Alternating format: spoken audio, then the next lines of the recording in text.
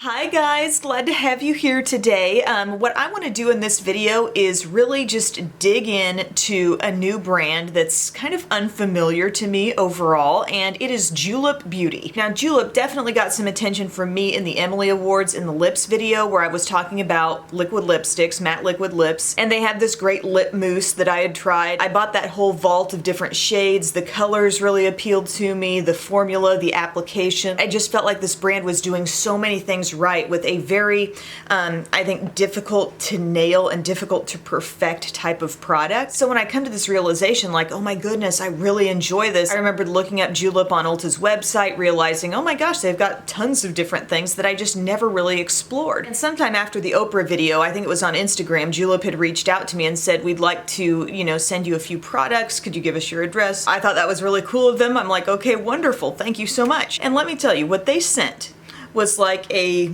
large shoebox sized box, just 100% full of makeup products. No filler, no like random PR goodies. It was just 100% full, like as full as the box could hold of their makeup, and a note saying, we're so excited to hear you loved our lip vault and can't wait to see the looks you whip up with these. And I thought that's really a makeup mailing done right in my eyes, because it's just about the makeup. So thank you, Julep, for reaching out to me. Thank you for your generous package. I have had so much fun playing with some of these different things, and I must say there's a good chunk of what was sent that is skincare related that I haven't even tried yet. And there are quite a few different things like skin oils and cleansers and different things that I think I'll really be interested in using, but I'm gonna probably dive into that in a separate video. And you guys know it might be a while because I really like to use skincare products over a period of time to understand how they're gonna work with my skin before I come to you and declare that it's great or not great or whatever. But I have been playing with these makeup products on and off for a couple weeks, so I thought this would be a great place to just kind of discuss with you guys, and you could tell me in the comments section what things you love and enjoy from this brand, because like I said, I feel like kind of a newbie here. The lip mousses definitely drew me into the line, and now I'm here for whatever else they want to show me. And let me tell you this, when you try a really outstanding lip product from a certain brand, it seems like they almost always have some other really good lip things too. I've noticed this from like high-end brands, drugstore brands. I'm thinking of Neutrogena, for example. They make several different really amazing lip products. Just a little tease here, Julep's got some other good lip stuff too. So I've already got foundation on. Today I'm wearing my Fenty Beauty Pro Filter in, 190. Just wanting to get some more use out of this foundation. It's not necessarily like my tip-top favorite, but it does a pretty decent job for me, so I want to get some use out of that. And then Julep sent these Cushion Complexion 5-in-1 Skin Perfector with turmeric like pins. They're little click up pins, and all the packaging is sort of this gunmetal-y silver look, which I think is very luxe seeming, very nice. You can see the color you're getting through a little window on the side, and then when you take the cap off, you've got this sort of cushiony tip that's very, very soft and flexible, and you're going to click the product up a few times. It's kind of like a smaller, more pinpointed version of the Maybelline Age Rewind concealers. It's kind of like that. Comes in a boatload of different shades, and I'm using 140 Buff, so there are definitely several lighter than this and tons deeper than this too. It says it's going to conceal, correct, illuminate, blur, and brighten with this effortless multitasking stick. And they claim that it's buildable, so I'm going to definitely work this in around my under eye area.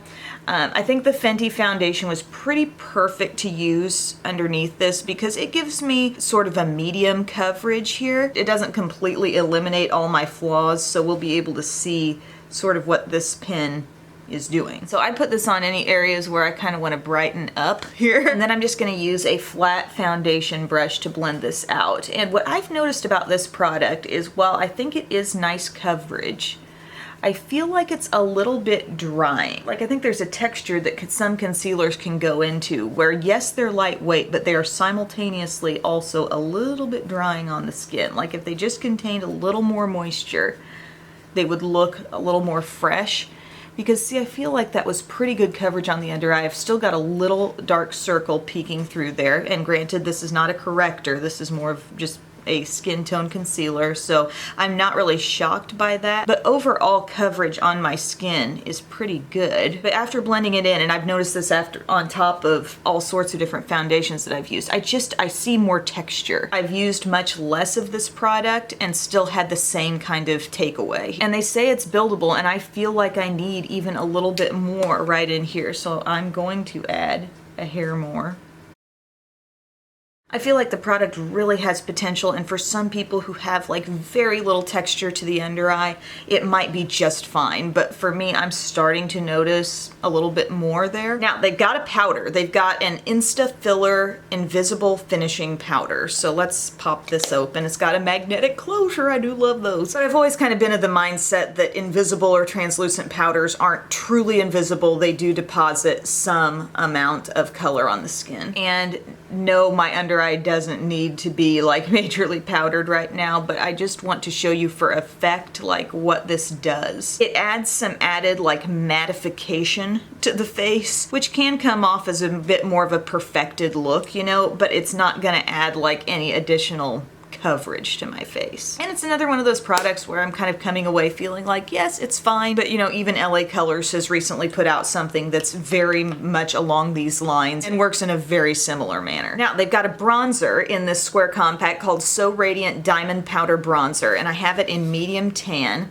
So this is the shade we're looking at. It looks like a very appropriate shade here. When it's not totally in the light, you can see the shade coming out of it a little bit more, but yeah, there is some gentle sheen to this, and it's very, very natural looking. It's very, I guess, appropriate. Realistic might be a good word to describe it. I'm gonna use my e.l.f. complexion brush with this and just pick up some of this product and put it up here where the sun might hit. And sometimes bronzers are really tricky for me to use on camera because in person I feel like it's showing more, but my lighting sometimes washes out the effect ever so slightly. But what I love so much about this bronzer is how it's perfectly walking the line between, you know, being a good just standard bronzer and having just enough realistic sheen to where you put it on your skin and it just looks right. And I'm gonna even put a little bit right in here. Like I'm trying contouring just up a little bit higher than usual, like a little closer to where I would apply blush. And I feel like it's complementing my face shape so well. So I'll apply a little bit of that in that kind of zone, but it's hard to describe. This is just a very gentle,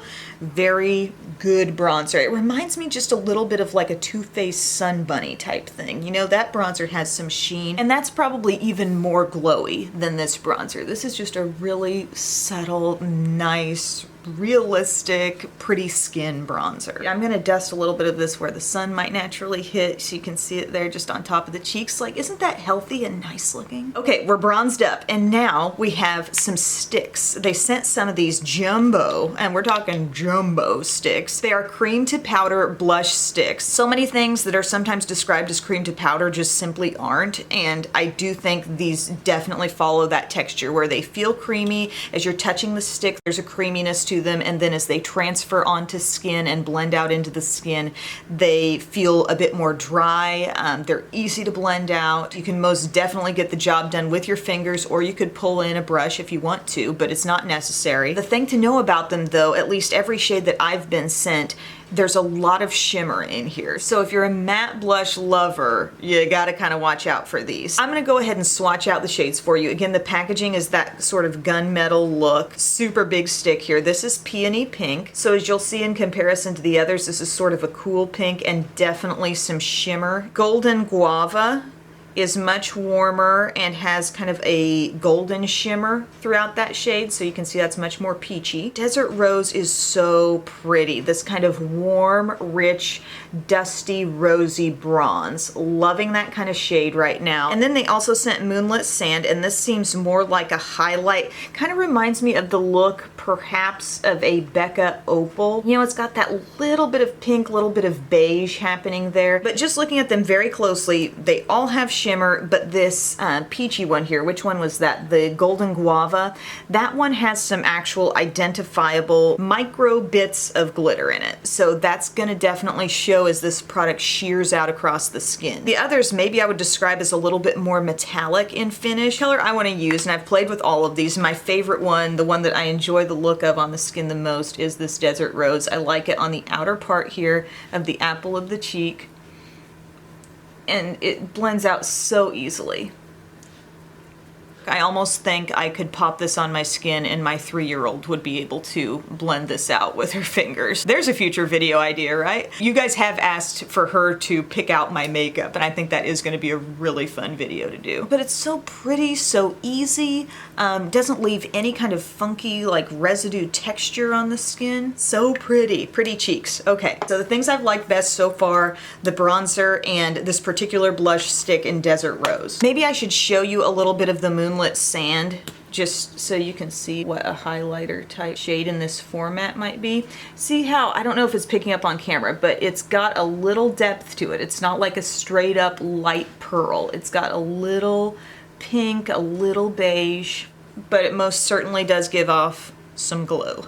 Easy to apply like the other. The formula seems 100% consistent throughout all the sticks. Okay, so there's that, and then I've got this highlighter powder. It says Glow Highlighting Powder in Champagne. This just kind of looks like butter. It's got that lightest golden tone to it. When you look at it really closely, you can pick up on just some itty bitty teeny tiny flecks of shimmer. I'll put a little bit of this just right on the top of my cheek so you can see what it's doing. I think this looks best when I take the extra effort to kind of buff it into the skin. This is the weird thing with highlights. Some of them you'll like just lay across your skin with practically just 1 or 2 strokes of the brush and it seems to look just perfect. And then there are others where they just need a little more like buffing into the skin for whatever reason, and it makes them look a little bit more just, I don't know, one with the skin. And this is kind of one of those, but I'm not blown away. Like, it's nice, it's fine. It's making my skin look kind of healthy and good, but it's not like breaking open the highlighter landscape for me and making me see things in a whole new way. As any American Idol judge has ever said, it's just okay for me. Now you guys, I know this isn't Julep, but I found the Mario Badescu facial spray with aloe, chamomile, and lavender last night at Ulta, and I just have to try it.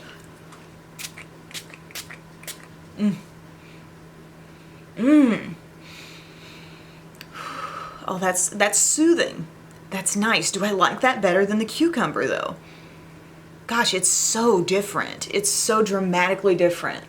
I think I'm really gonna enjoy that. I don't know that it's topping the cucumber aloe green tea, but it's up there. It's really nice. Okay, Julep's got a brow product. It says, don't leave your brows at home, all-in-one brow powder and brush. So it's this little guy here. And basically you just take one end off and you've got an angled brush that's very stiff, yet soft. And then you take off the other end, you twist this part off.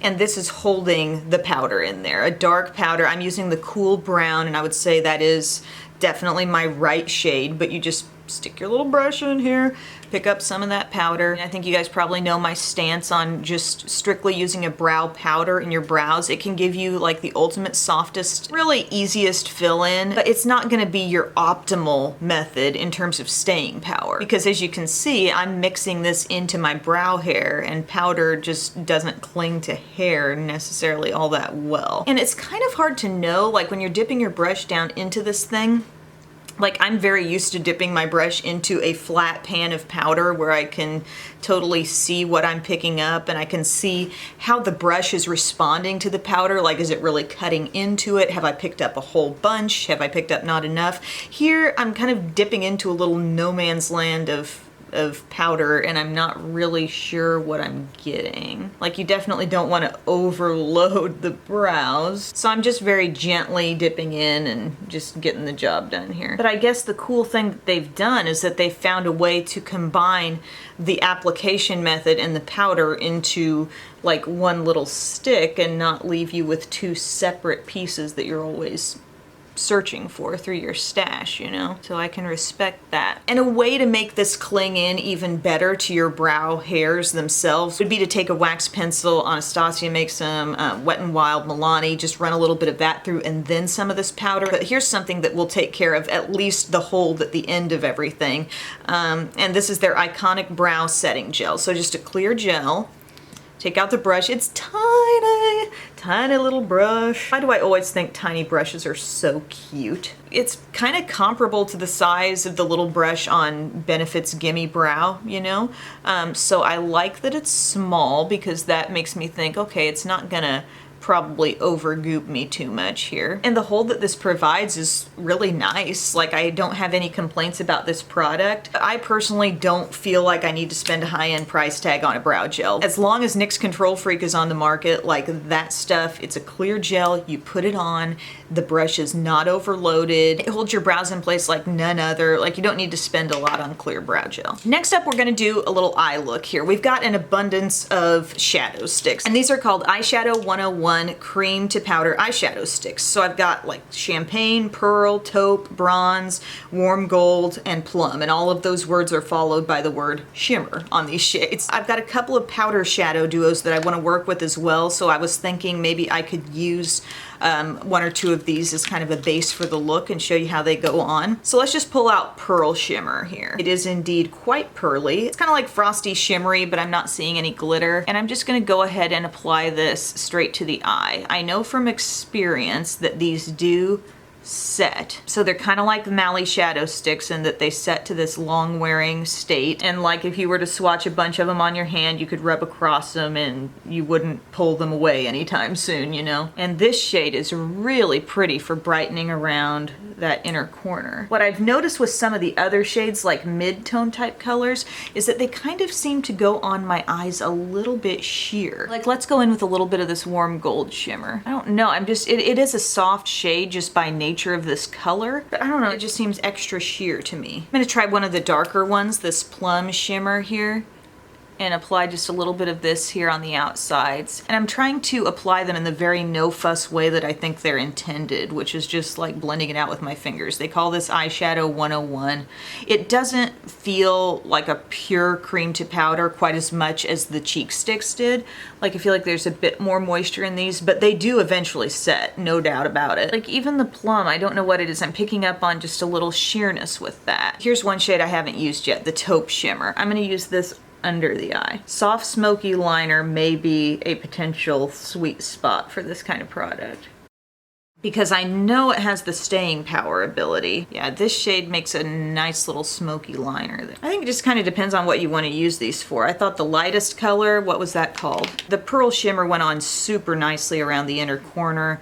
I'm liking this Taupe on the lower lash line, but in the times that I've used these all over the lid, I haven't been wowed. But now we're gonna go in with some of these powder shadows, which I really freaking love. Like, do they have a palette? Do they have a big palette? If they do, let me know, because I'm into the formula very much. This one's called Rosé and Vacay, and this one is called Fifth Avenue and Broadway. This one is a matte and a shimmer, and then this one is a combination of two mattes. I'm gonna go to this one first and get a little bit of this mauve color in my crease. When you dip your brush into this, it does definitely kick up some powder, kind of like a Lorac.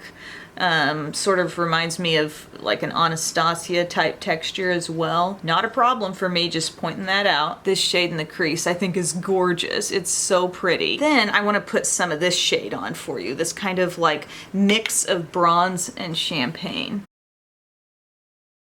Super soft, super pretty, like high impact shimmery shadow. Definitely like high quality, what you see is what you get, shimmery shade, not holding back. It's just really nice. And what do you do with this shade? You know, for some skin tones that might even be a super soft crease color. For me, I feel like it's a little bit more transition-y, like just around the edges kind of thing. Now I'm gonna go back to this deepest color, which is just a very rich chocolate brown. And I'm gonna use my flat brush with this, get a little on, tap off the excess, and we'll just use this to accentuate our outer corner. And if you're wondering, well, did that shimmery shade just show up like that because she was topping off the shadow sticks? No, it's not really about the shadow sticks, because those were pretty much to the point of dry down, so they weren't having this super creamy texture that was giving the powder something to really cling to. They weren't so much doing that, so the powder is legit good quality. So there's just my very simple, soft and easy look there. Super wearable duos, but it's definitely the kind of thing that's making me think, like, do they have a palette? I would like to see a palette. Next up, we've got a plethora of eyeliners. Pencil liners here that are called When Pencil Met Gel Long-Lasting Eyeliners. They are the type of liner that sets for you. I'm holding up, you know, a variety of very sensible shades here. I mean, I guess you'd call these, you know, nothing's insanely bright, but they're very wearable, very easy tones. They have a Blackest black. They've got an olivey green. I think they are pretty true to the color you're seeing here right on the tips. They have a couple of shades of black. One is Blackest black and one is soft black. Soft black is kind of like a matte charcoal gray, I would say. I'm gonna use the Blackest black across my upper lash line. Super easy transfer there onto the lid. I'm going over two textures of product, you know, the shimmery sticks topped with shimmery eyeshadow, and it's just as black as it needs to be. That being said, these are brand new, so I'm not able to speak from a place of like, oh, I've had these on my hands for 3 months now and they're just as creamy as when I bought them. I can't say that, but right out of the gate, these are super easy to put on. I think I'm gonna try the rich brown in the lower inner rim, and I'm gonna be perfectly honest with you guys, I have worn these like 2 to 3 times in my lower inner rim already, and I did not remember to keep super close track of how that wore, so that's gonna have to be a little bit of a to be continued thing. Like, I was wearing it yesterday, and I did touch it up a little bit at the end of the day, but I didn't do like a big, you know, analysis, so I'll try to remember to do that today. Putting that in my lower inner rim and giving it just a light smudge in between the lashes too. I'm trying to be a little gentler with my lower lash line, not tug too much on it. And that is a very, very dark, rich brown, by the way. Now we're gonna play with some mascara here. This is called With a Twist. Very cute tube. Love the design. This says Lash Boosting Bamboo Mascara. You've got this brush, very short rubber bristles, a little bit tapered toward the tip. There's a little twisty tip. When I start to twist that, it takes the brush, and can you see it scrunching down? Like, the overall length of the brush just went from about here down to here. Definitely gonna wanna curl my lashes before I get into this. What I've noticed is when I use it in its fully lengthened out way, the bristles are a little more spaced out, and I notice a bit more product depositing into my lashes, as you might expect, and then when I put the bristles closer together, it takes me a little bit longer to build things up because I don't think as much product is being allowed to get on there. But what I kind of like to do the other day is I used it all lengthened out, and so I'm gonna go in for a fresh amount of product here and just use it in its longest state, get it on the lashes, and then for my next coat, I'll use it more scrunched up, and it'll kind of like, I don't know, pick through the lashes a little bit. It's actually a pretty darn dry formula. And while I am seeing, you know, some okay length here, I feel like it's more about the thickening and like the volumizing, giving you the look of more lashes than it is about overall length. And I haven't yet used it on the lower lashes, so I will try that today. So now I've shortened the brush and I'm going back at it. I kind of prefer the size of the brush a little bit better when it is scrunched in, but I don't think it allows quite as much product to hit the lashes. That's the only thing. There's my finished look with it. What do you think? I'm in kind of a middle of the road place with it. It does an okay job of holding the curl.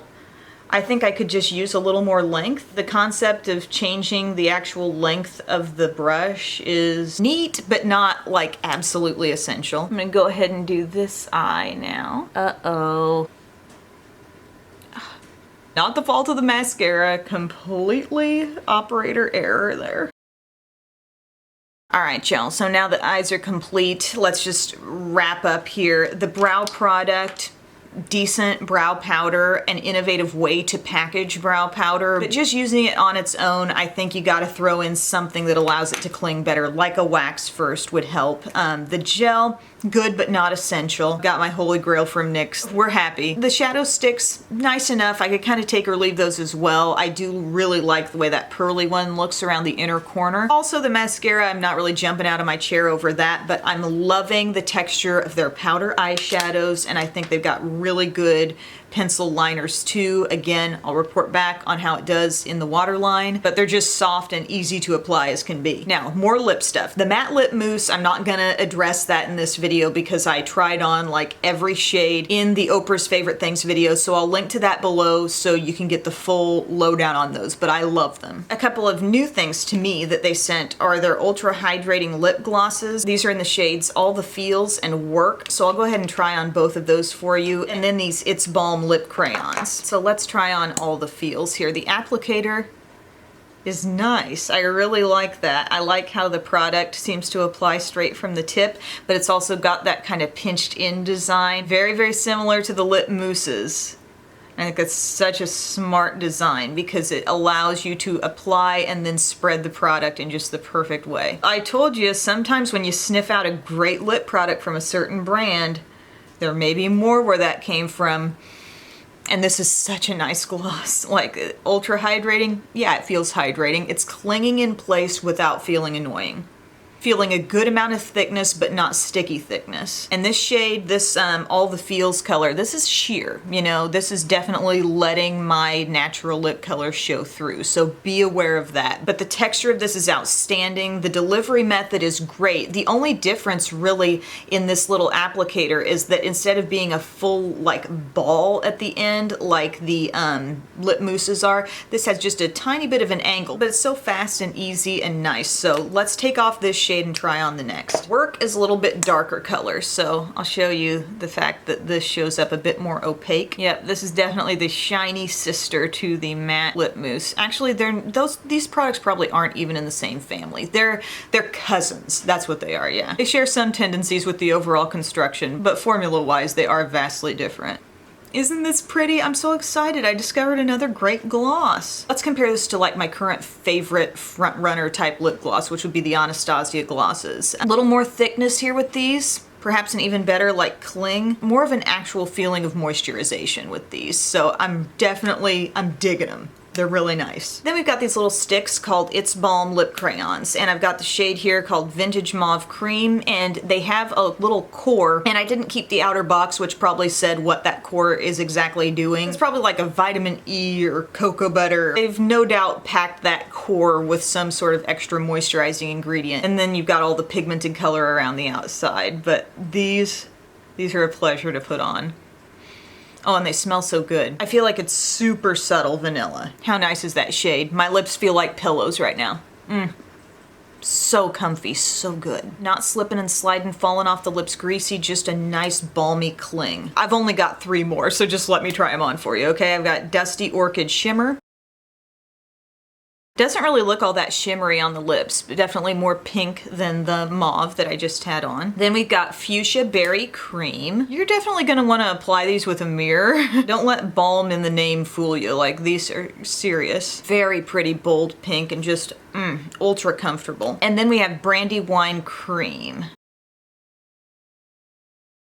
This is an interesting shade. It's kind of like a mix between like soft red and rust. It's super nice. It's kind of like messing with me. I'm looking at myself in the screen here and I'm thinking, gosh, that looks kind of dramatic. But yet I feel like I'm wearing the most comfortable, rich product. Now, I don't consider those fresh sugar lip balms to be like a slippery balm, but this is even less slippery than that. Like there's a little dryness here, and I think that's what helps the staying power, because I've been playing with these and the staying power is pretty good. Guys, you didn't tell me I had foundation in my hair back here. Seriously guys, true believer in the brand's lip products. Like feeling all that stuff. And on top of all this brand, I mean, the first thing I knew about this brand making was nail stuff. So I've got a few like nail polish and maybe nail treatment type things as well that I have not yet used. So that stuff and the skincare is the to be continued on this video. But as far as the makeup goes, I feel like I've uncovered some good new stuff. The bronzer, the eyeshadows, the eyeliner, the lip products, oh, and the cream blush stick as well, especially the Desert Rose. Thank you guys for your time. If you would like to see this kind of video where we really just sink our teeth into a new and maybe somewhat unfamiliar brand, let me know. Like if you've kept up with my channel for some time, you know maybe a brand that you just haven't seen me talk about enough. Tell me what you'd like to see because I really enjoy this. So thank you guys for your time. I'll see you later. Bye. Okay, it's 3:30 p.m. and this look has already been on for between 9 and 10 hours because it was very early when I was doing my makeup today.